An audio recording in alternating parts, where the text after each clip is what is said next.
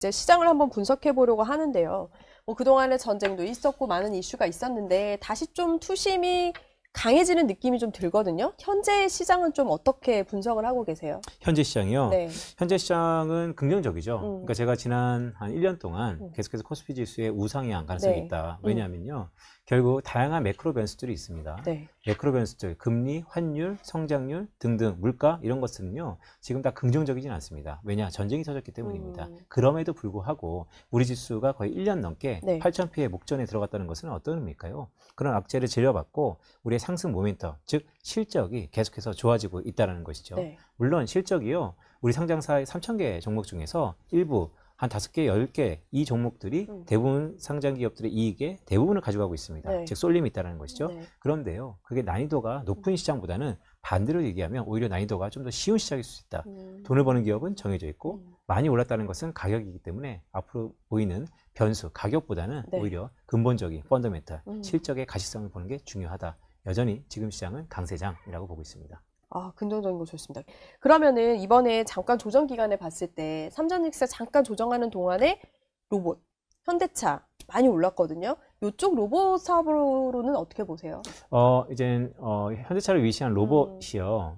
이번 주에 들어서 업앤다운이 좀 컸습니다. 네. 근데 오늘 또 어제부터 많이 올랐죠. 네. 금리가 상방 리스크가 둔화되면서 갑자기 로봇주가 다시 리바운딩 했습니다. 네. 무슨 것을 의미할까요? 미래에 대한 성장 산업입니다. 네. 그렇다면 금리가 가장 민감하다는 것이고 결국 로봇주가 어땠다는 것은 금리가 얼마나 빨리 오를 수 있을까 아니면 금리가 오히려 시장 모든 사람들의 컨센서스를 뒤로하고 낮출 수 있을까로 귀결됐기 때문에 금리의 전망과 비슷하다고 할 수 있겠고요. 네. 그런 걸 차치하더라도 로봇이라는 건요.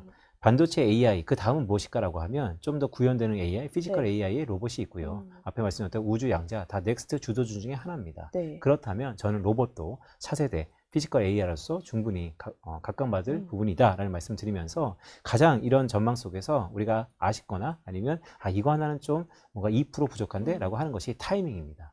사실 타이밍은 제 능력은 아닙니다. 그렇기 때문에 맞아요. 중장기 시계를 넓게 보고 계속해서 지금이라도 그것이 그 산업이 성장 가능성이 있다라고 하면 차근차근 모아가자라는 말씀을 드리고 있는 것입니다. 요즘 주변에서 제일 얘기 많이 하는 게 이런 ETF와 그다음에 이제 삼성 하이닉스 단일 종목 그 ETF 출시되잖아요. 레버리지 말씀하신 네. 거죠? 그거에 대해서 들어가도 되냐, 네. 늦다, 아니다, 뭐 이런 말들이 많아요. 아니면 좀 이따 들어가라 하는데 좀 이따 들어가면 너무 비싸질 것 같고. 네. 그건 어떻게 봐야 돼요?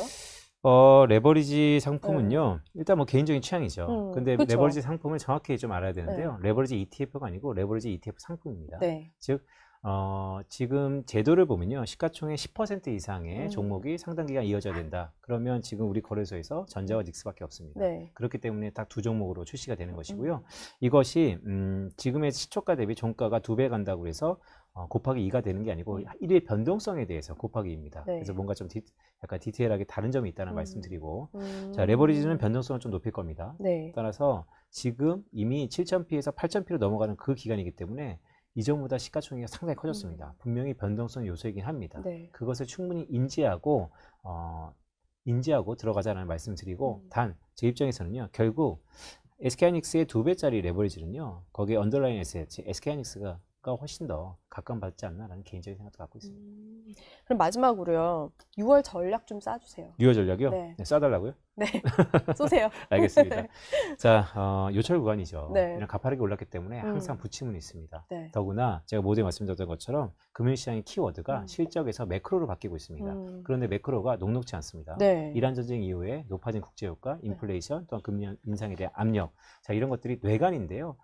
연초에도 있었고 지금도 있습니다. 그런데 연초에는요. 이런 매크로에 대한 불안감을 이겨낼 수 있었던 것이 네. 실적입니다.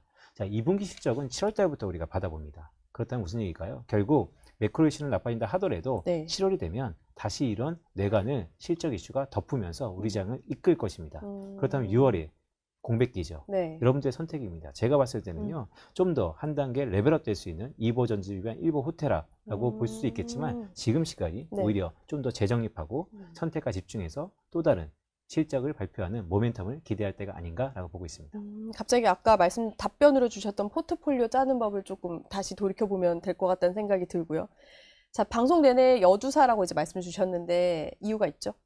그렇죠. 네. 네. 왜 여주사인가요? 네.